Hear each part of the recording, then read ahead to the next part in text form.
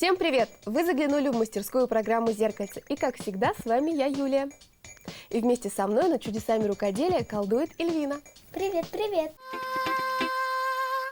Сегодня мы начинаем подготовку ко Дню знаний, к 1 сентября. Тетрадки и ручки уже, наверное, у всех готовы. А если не готовы, пускай подождут. Потому что сегодня мы поговорим о самом главном украшении на первый день осени, о праздничных белоснежных бантах на голову. Итак, Эльвин, начнем. Что нам для этого понадобится? Вот такой отрезок ткани. Мы взяли органзу. Можно взять шифон или сетку? Толстая плотная леска, обычная для рыбалки. Конечно же, иголки и нитки. 2 резинки для волос. Угу. Вот такое вот кружево. И ножницы. Ну что ж, поехали. Наша ткань уже готова. Она шириной у нас 25 сантиметров. А длиной 75. Чем длиннее будет отрезок вашей ткани, тем пышнее будет бант. А ты не догадываешься, откуда пришла к нам органза? Конечно, с Востока. Восточные умельцы всегда удивляли весь мир. Не промахнулись, и на этот раз только они когда-то знали особый секрет плетения этой прозрачной ткани. Теперь органза – это и материал для одежды, и упаковка для подарков, и украшения для букетов. В Европе она появилась чуть более 100 лет назад и была по карману лишь немногим. Тогда из нее редко шили целые вещи, обычно ее использовали для отделки наряда – воротнички, манжеты, рюши. Сейчас есть 3 вида органзы. Хамелеон. По названию понятно, что она меняет цвет в зависимости от освещения. Крэш. Ткань выглядит как потрескавшееся стекло. Очень стильно. Ну и, наконец, радуга. Ткань переливается разными цветами при любом освещении. Края нашего отрезка ткани нужно закруглить. Со всех сторон. Берем ножницы и режем. Разумеется, украшать голову бантом на 1 сентября – традиция не вековая.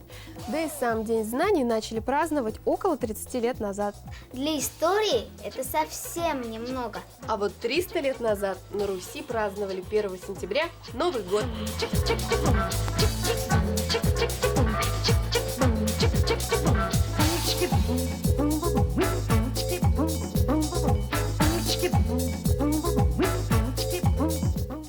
Вот что у нас получилось.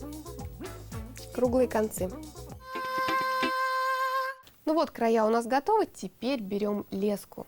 И начинается самое сложное. Аккуратненько прячем ее в края ткани. Вот таким образом прячем ее в край и прошиваем ниткой.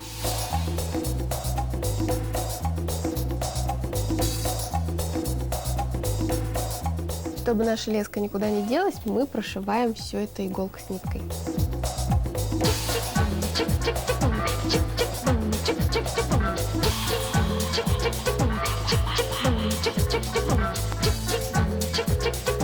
Благодаря леске наш бант будет держать форму.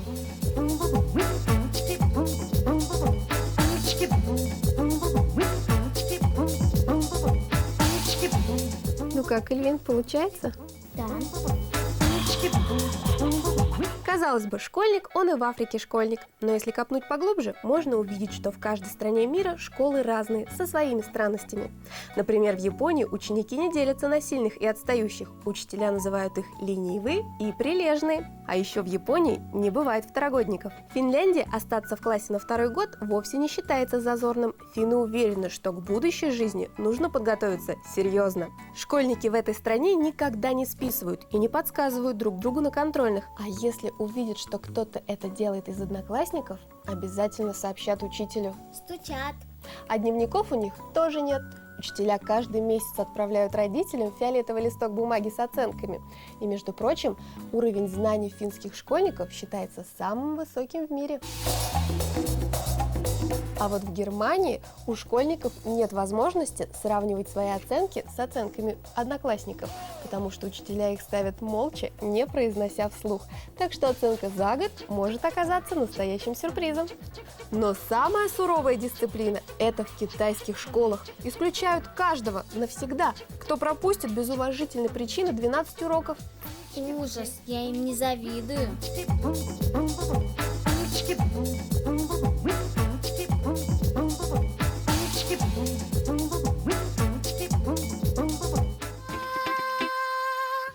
Ну вот, с леской мы закончили. Теперь смотрите внимательно. Делаем следующим образом. Складываем края и присбариваем с двух сторон. Соединяем. И при помощи вот такой ленточки перевязываем центр.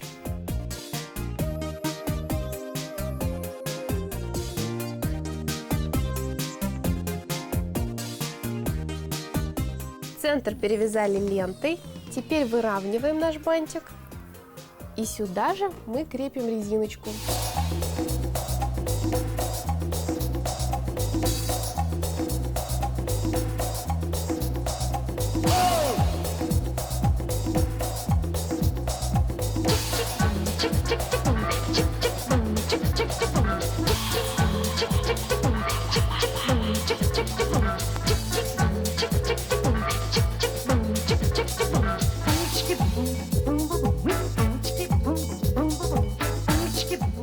Красиво получилось. Но еще не готово. У нас есть отрезок кружевной тесьмы с цветочными мотивами. А вот название этой тесьмы кружева произошло от слова «окружать». Раньше кружевами называли не только узорное сплетение нити, но и вообще любую отделку. Их не только плетут, но и шьют. И начали их изготовлять в Европе, сразу как только появились иголки и булавки для тонкого шитья. Европейские страны до сих пор спорят о праве считать себя родиной кружев, но никто точно не знает, кто и когда их изобрел. Отрезаем от нашего кружева цветочки и приклеим их на наш бантик в произвольной форме при помощи термоклея.